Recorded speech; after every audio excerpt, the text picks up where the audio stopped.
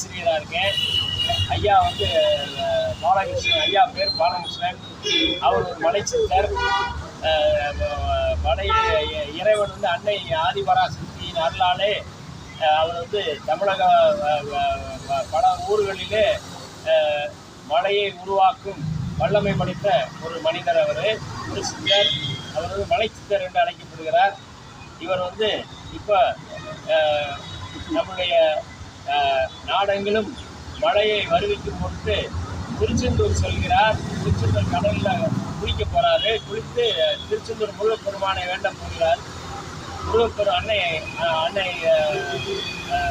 அன்னையின் அருளாலும் அன்னை ஆதிபராசக்தியின் அருளாலும் வள்ளி தெய்வானை சமேத என் அப்பன் முருகப்பெருமானின் அருளாலும் திருவருளாலும் இவருடைய முயற்சி நன்முறையில் வெற்றியடையணும்.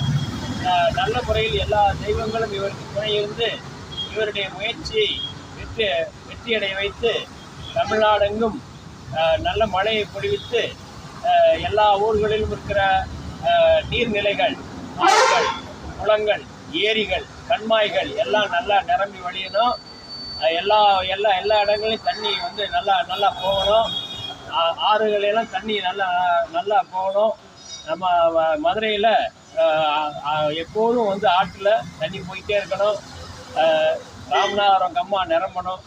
மீண்டும் பல வருட காலத்துக்கு பிறகு மறுபடியும் நிரம்பணும்.